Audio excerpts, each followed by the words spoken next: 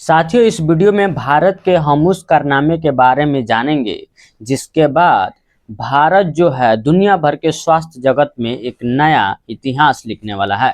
तो आपसे गुजारिश करता हूं कि वीडियो को अंत तक देखिएगा और पसंद आएगा तो अपने दोस्त रिश्तेदारों के साथ शेयर भी जरूर कीजिएगा।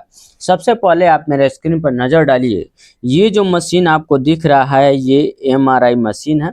इसकी लागत लाखों करोड़ों अरबों में होती है, जिसके कारण भारत के कई सारे छोटे मोटे शहरों में और ग्रामीण इलाकों में एमआरआई मशीन की सुविधा नहीं होने के चलते कई सारे लोगों का इलाज समय से नहीं हो पाता है, जिसके वजह से करोड़ों भारतीयों की जान सही इलाज से, ट्रीटमेंट से और इस जांच के बिना मौत हो जाती है।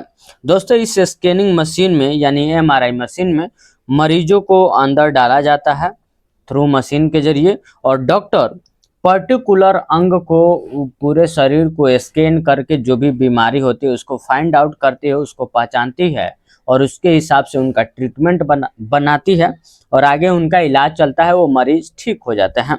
लेकिन सबसे मुश्किल वाली बात यह है दोस्तों कि इस एमआरआई मशीन की लागत ही इतना ज़्यादा हो जाता है कि भारत के हर एक शहरों में उपलब्ध करा पाना बहुत बड़ी चुनौती हो जाती है।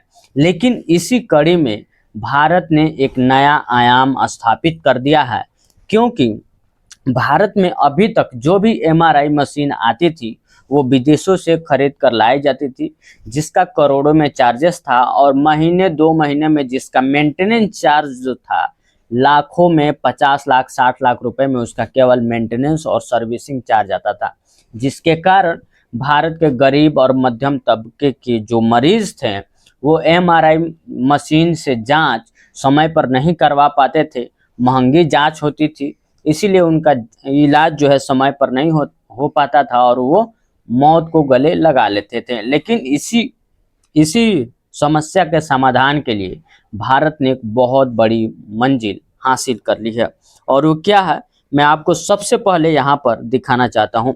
मिनिस्ट्री ऑफ साइंस टेक्नोलॉजी यानी भारत सरकार का एक मंत्रालय है, उन्होंने इस साल union minister doctor Jitendra Singh launch India's first indigenously developed affordable light weight ultra fast high field 1.5 Tesla next generation magnetic resonance imaging यानी एमआरआई स्कैनर इन न्यू दिल्ली। दोस्तों, भारत ने खुद का अपना बनाया हुआ इंडिजीनियस एमआरआई मशीन भारत जो है दिल्ली में सबसे पहले लॉन्च कर दिया है। उसको union minister doctor Jitendra Singh ने लॉन्च किया है। अब इसकी खासियत क्या है? खासियत यही है कि यह एमआरआई मशीन खुद भारत की बनाई हुई है, फास्ट है, मैग्नेटिक रेजिस्टेंस है यानी इसमें चुंबकीय गुरुत्वाकर्षण का उपयोग बहुत कम किया गया है, और एमआरआई मशीन जो है दिल्ली के एम्स में लगाए गए हैं। आप यहाँ पर फोटो देख रहे हैं, लंच के समय में एमआरआई का डेमो जो स्टेज पर जो लंच के समय में उसका जो है प्रतीक दिखाया जा रहा है। लेकिन इस एमआरआई मशीन को भारत में बनाया किसने है ये भी समझ लेते हैं। Voxel grid founder and CEO Arjun Arunachalam is the first engineer to build an MRI machine in India. Image in arrangement, या आप यहाँ पर देख रहे हैं ये वही अर्जुन अरुणाचलम नाम है इनका। यही इंजीनियर जो है भारत के पहले एमआरआई मशीन को इन्होंने बना दिया है, जो विदेशों से आता था एमआरआई मशीन उसके तुलना में काफ़ी हल्की है, काफ़ी फास्ट है, काफ़ी बिजली बचत करती है और काफ़ी ज़्यादा सस्ते रुपए में उसी एमआरआई टेस्ट के जैसे ये भी एमआरआई टेस्ट करके निकाल देती है। लेकिन इसके पीछे यही अर्जुन जी ने एक बहुत ही इंटरेस्टिंग बात कही थी। क्या बात कही थी दोस्तों? आपको टाटा याद है कि टाटा हमारे देश के नमक से लेकर के सुई से लेकर जहाज तक बनाती है, और टाटा अपने देश के लिए हर उन लोगों को मदद करने के लिए राजी रहते हैं जो देश में अच्छी काम करना चाहते हैं। इन्होंने कहा था, वोक्सल ग्रिड के संस्थापक और सीईओ अर्जुन अरुणाचलम के मुताबिक टाटा ट्रस्ट, वही टाटा जिसका आप हमेशा इस्तेमाल करते हैं, जिसका प्रोडक्ट देखते हैं, टाटा ट्रस्ट और श्रीधर वेम्बू की कंपनी जोहो से मिली फंडिंग ने कंपनी को इस तरह के अधिग्रहण से बाइकाट से बचाए रखने के लिए महत्वपूर्ण भूमिका निभाई।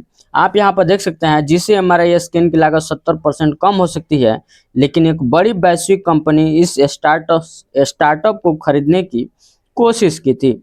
जाहिर सी बात है, इस इंजीनियर के पास शुरुआती दौर में फंड नहीं थे।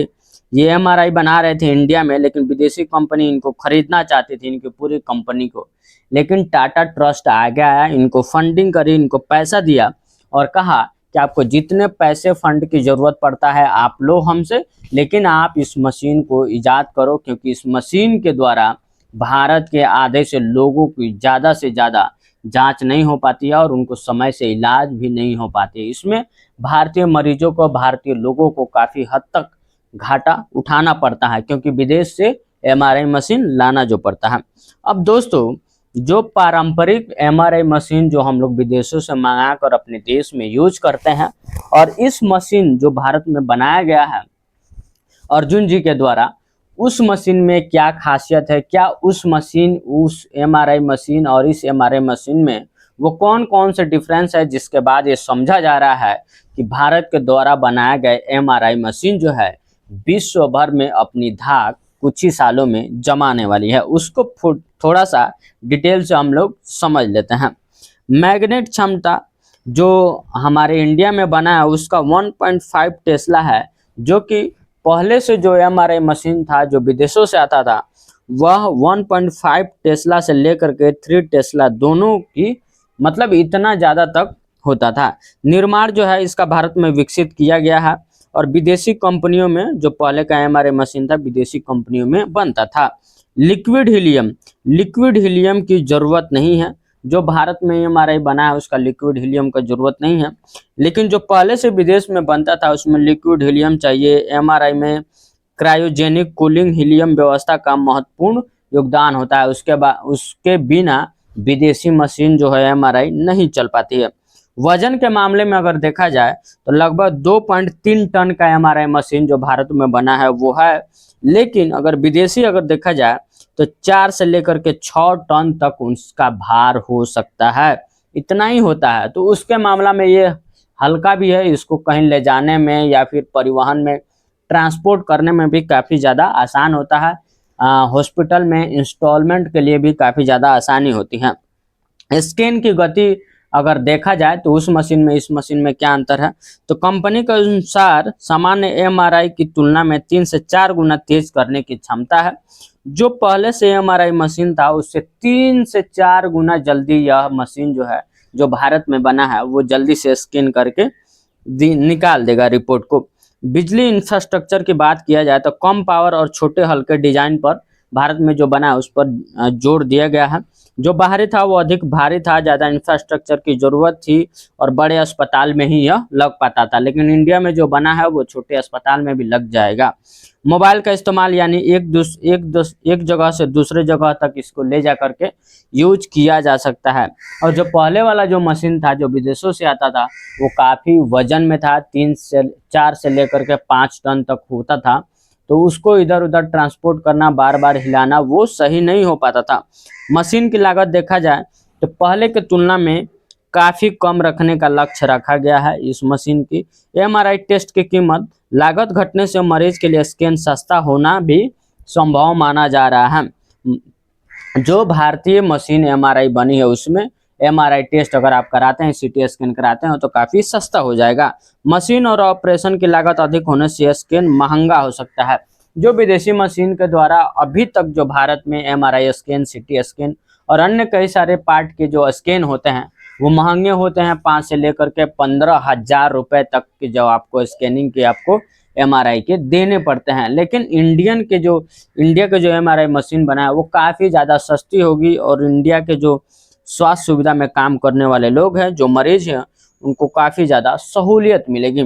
तो दोस्तों, आप सभी को अर्जुन अरुणाचलम जी को काफ़ी ज़्यादा हद तक शुक्रिया अदा करना चाहिए, उनको थैंक यू करना चाहिए, क्योंकि ये एक ऐसे इंजीनियर हैं जिन्होंने भारत के स्वास्थ्य जगत में एक नई क्रांति की शुरुआत कर चुकी है। और एमआरआई मशीन बनाना बड़ी बड़ी कंपनियों, बड़े बड़े देशों के हाथ में नहीं है। उस टेक्नोलॉजी को इंडिजीनियसली भारत के तकनीक से बनाया गया है और वह भी एम्स दिल्ली में संचालित रूप से ट्रायल फेज में चल रहा है। दोस्तों, अगर आप इसी तरीके का रिपोर्ट से अपडेटेड रहना चाहते हैं और हमारे इस वीडियो को पूरे डिटेल में आसान भाषा में समझ चुके हैं तो वीडियो को लाइक कीजिएगा और चैनल सब्सक्राइब जरूर कीजिएगा। मिलते हैं एक ऐसी वीडियो में, तब तक के लिए जय हिंद।